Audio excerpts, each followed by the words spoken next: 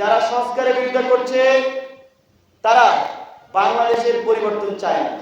সেই পরিবর্তনের প্রেক্ষাপটে দাঁড়িয়ে বাংলাদেশের সবসময় পরিবর্তনের কথা বলা প্রত্যেকটা দল পরিবর্তনের বিপক্ষে অবস্থান নিচ্ছে এবং আমরা এখন আবার দেখছি যে অনেক দল যারা নিজেদেরকে প্রগতিশীল দাবি করে, যারা নিজেদেরকে পরিবর্তনের রাজনীতির ধারক বাহক দাবি করে, তারা ইন্টারিম গভর্নমেন্ট কেন গণভোটের পক্ষে, এটার জন্য তারা খুবই কান্নাকাটি করছে, তারা এটার জন্য খুবই হাই হতাশ করছে। কিন্তু আমরা বলতে চাই ইন্টারিম গভর্নমেন্ট কিন্তু আসলে এই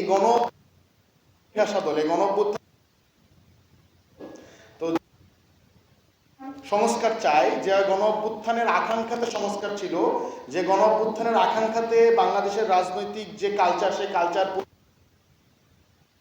এই গণ অভ্যুত্থান থেকে উঠে আসা দল সংস্কারের পক্ষে প্রচারণা করবে, এটাই আসলে খুব স্বাভাবিক।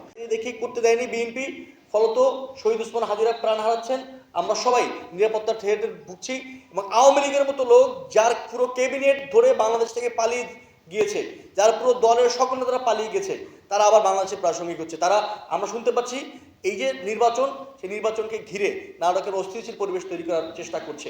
আমরা মনে করি এই দায় হচ্ছে সেই দলগুলোর, যেই দলগুলো শেখ হাসিনা পালানোর আগে চুপ্পুর বঙ্গভবনে গিয়ে হাজির, তারা শেখ হাসিনা পালানোর পরে বাংলাদেশের পুরো সিস্টেমের চেঞ্জের বদলে যারা ক্ষমতার ভাগাভাগিতে বসেছিল শেখ হাসিনার একজন কর্মীর কাছে, একজন খুবই নিম্ন পর্যায়ের কর্মী শাহাবুদ্দিন চুপ্পুর কাছে, তাদের দায় বাংলাদেশে আজকে এই অস্থিতিশীলতার জন্য।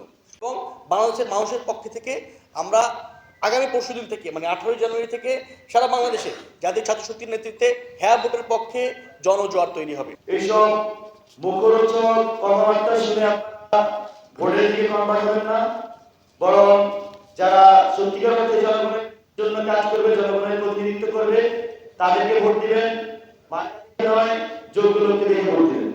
যারা সংস্কারের বিরোধিতা করছে তারা বাংলাদেশের পরিবর্তন চায় না। বন্ধুগণ, মুখরোচক কথা বলতে চাই না, যে যেমন ওই যে অনেক কথা চলে সেভেন সিস্টার হেলথের ইস্যু নিয়ে কথা বলতে চাই না। এটা খুবই সত্য, যারা শুনছেন, যদি আপনারা বাংলাদেশের মানুষকে আহ্বান করবেন সংস্কারের পক্ষ নিতে। সংস্কারের পক্ষ না নিলে যেটা হবে, এখানে ইন্ডিয়ার আধিপত্য একই থেকে যাবে। এই যে সংবিধানের যে ধারাবাহিকতা, এখানকার এক কেন্দ্রিক যে প্রশাসনিক কাঠামো, এই কাঠামো থাকলে বড় গডফাদারের হাত লাগে মাথার উপর। আর আমার আশেপাশে এটা হচ্ছে সহজে পাওয়া যায় ইন্ডিয়া থেকে। আমরা দেখেছি হাসিনা কিভাবে ইন্ডিয়াকে ব্যবহার করেছে, আমরা দেখছি আরেকটি দল কিভাবে ইন্ডিয়ার পকেটে ঢুকে যাচ্ছে।